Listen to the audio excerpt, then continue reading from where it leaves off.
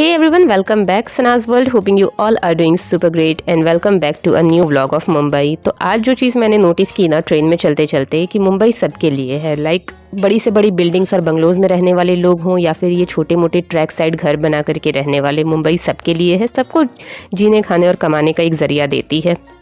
यहाँ आपको जितनी बड़ी बड़ी बिल्डिंग्स भी दिखेंगी ना तो उतने ही आपको यहाँ स्लम्स एरिया भी देखने को मिलेंगे। और वो नॉर्मल जब आप कैब वगैरह से जाओ या फिर ऑटो से जाओ तो जनरली नहीं मिलेगा, बट जब आप ट्रेन से जाएंगे ना यहाँ की लोकल ट्रेन से तो ट्रैक के साइड में डेफिनेटली आपको दिखने वाला है। तो आज हम लोग जा रहे हैं वापस से गोरेगांव, और गोरेगांव में हमें जाना है अगेन ओबरॉय मॉल, क्योंकि मैंने उस दिन भी आपको बताया था ना कि हम ओबरॉय मॉल गए और हमारा प्लान था महाराजा भोग का, जो कि कैंसिल हो गया क्योंकि हम लेट पहुंचे थे और हमें टाइमिंग का कोई आइडिया नहीं था। इसलिए आज हम लंच के टाइम पे वहाँ गए हैं अराउंड 1 o'clock पे।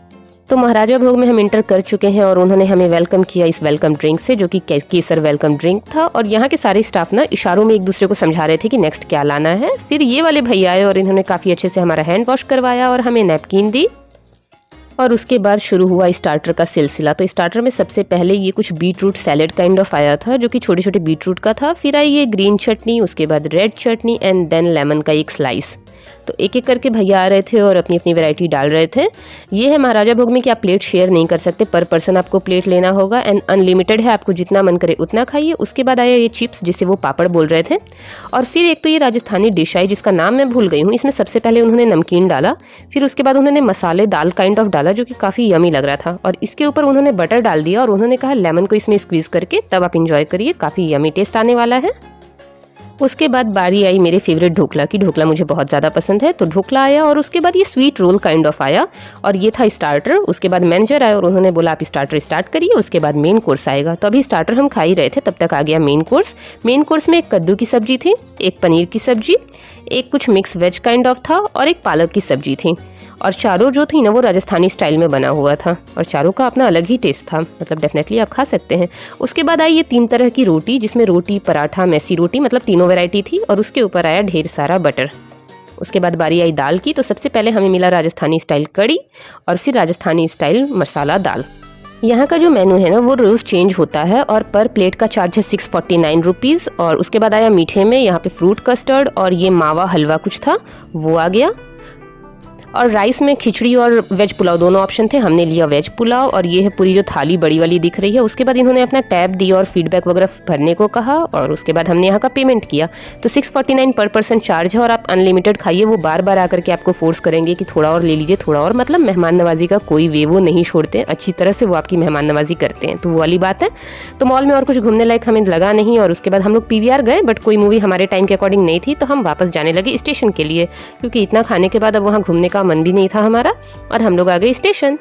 तो गोरेगांव से हमने पकड़ी ट्रेन मरीन लाइंस के लिए, क्योंकि हमारा प्लान था आज मरीन ड्राइव जाने का। तो उसके लिए हम आ गए marine lines. Marine lines station से उतरते ही ना आपको इस टाइप से स्टेडियम दिखेंगे जहां बच्चे क्रिकेट की प्रैक्टिस कर रहे थे एंड प्रॉपर कोच उन्हें ट्रेन कर रहे थे। तो मेरे husband as a cricket lover थोड़ी देर वहाँ रुक गए देखने के लिए। 10 मिनट वहाँ रुकने के बाद काफ़ी अच्छे से वो बच्चे खेल रहे थे, छोटे छोटे बच्चे थे, पर देख के बहुत अच्छा लग रहा था। उसके बाद हम आ गए मरीन ड्राइव के लिए। थोड़ा दूर पैदल चलने के बाद हम लोग पहुँच गए मरीन ड्राइव। मरीन ड्राइव आने का बेस्ट टाइमिंग है ना, या तो आप अर्ली मॉर्निंग आइए या फिर लेट इवनिंग आइए। जैसे अभी हम लोग आए हैं, थोड़ी देर में अब सनसेट होने वाला है, तो सनसेट व्यू काफ़ी अच्छा लगने वाला है। एंड अब लोग आना स्टार्ट हो चुके थे। डे टाइम पे आकर के यहाँ कोई फ़ायदा नहीं है। थोड़ी देर कॉर्नर पे बैठने के बाद मेरे हस्बैंड ने कहा कि आओ उन पत्थर पे चलते हैं। यहाँ के पत्थर के जो शेप थे बहुत ही अमेजिंग थे। तो उसके बाद धीरे धीरे कूदते फानते मैं आ गई पत्थर पे। बट हाँ, हम लोग बहुत आगे तक नहीं गए, क्योंकि पानी के पास ना इस तरह से बड़े बड़े स्कॉर्पियन थे, ब्लैक ब्लैक। मैंने जूम करके लेने की कोशिश की है और ये बहुत ज़्यादा थे एंड आई गेस ये पॉइजनस भी हो सकते हैं। और लोग काफ़ी आगे तक जा रहे थे, बट हाँ यहाँ की पानी में कोई नहीं जा रहा था। लाइक जुहू बीच की तरह मरीन ड्राइव में कोई भी पानी में नहीं जा रहा था, वो सब किसी भी तरह वो पत्थर तक ही थे। तो काफ़ी अच्छा खासा टाइम हमने पत्थर पे स्पेंड किया, काफ़ी सारी पिक्स ली, कुछ क्लिप शूट की और कुछ रील्स वगैरह बनाए। और अब धीरे धीरे सनसेट होने लगा था।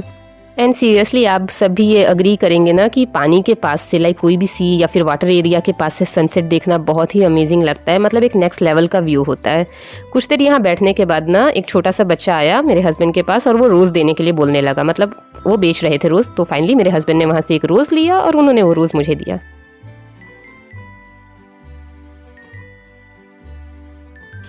फिर धीरे धीरे करके अब सनसेट होने लगा और आप देख सकते हैं शाम कितनी प्यारी हो रही है। मतलब ऐसा लग रहा था ना कि शाम वहीं पे रुक जाए, वो आगे नहीं चले। और लोग काफ़ी सारे आ रहे थे, काफ़ी छोटे मोटे स्टॉल भी लग गए थे, खाने पीने के लिए भी बहुत सी चीज़ें मिलने लगी थी। और जैसे जो शाम होता वैसे वैसे चीज़ें बढ़ने लगी थी। और 9 बजे रात तक लोग यहाँ रहते हैं, एंजॉय करते हैं। और ये आप पत्थर के शेप देख रहे हैं ना, मैंने इसीलिए सबसे पास से क्लिप लिया है क्योंकि अब मैं पत्थर से हट करके अगेन कॉर्नर पे आ गई हूँ। काफ़ी अलग से शेप के पत्थर थे जो सिर्फ आपको मरीन ड्राइव पे ही देखने को मिलेगा और कहीं ऐसे पत्थर नहीं दिखते हैं। और दूर तक की भीड़ आपको दिख रही होगी, बहुत से लोग अब जॉगिंग, साइकिलिंग ये सब के लिए भी यहाँ पे आने लगते हैं शाम के टाइम में, और अर्ली मॉर्निंग भी ऐसा ही सीन रहता है यहाँ का। टॉकिंग अबाउट मरीन ड्राइव ना, तो ये 3 किलोमीटर लॉन्ग है और ये एक सी शेप्ड कॉन्क्रीट फुटपाथ है अलॉन्ग सी लाइन। और मुझे तो ये आसपास के जो बिल्डिंग्स में रहने वाले लोग हैं उनके बारे में मैं सोच रही थी कि उन्हें कितना मज़ा आता होगा, रोज़ ये व्यू उन्हें देखने को मिलता होगा, घर बैठे बैठे बाहर भी नहीं निकलना पड़ता होगा। और आपको पता है मरीन ड्राइव को ना क्वींस नेकलेस भी बोलते हैं क्योंकि ये जो रोड साइड स्ट्रीट लाइट होती है ना, ये नाइट में ऑन होती है और ये क्वींस नेकलेस का इल्यूजन देती है। आपको ऐसे नॉर्मल तो नहीं समझ में आएगा, बट अगर आप ड्रोन से देखें या फिर किसी बिल्डिंग की हाइट से देखें ना, तो प्रॉपर आपको क्वीन नेकलेस वाला व्यू देने वाला है।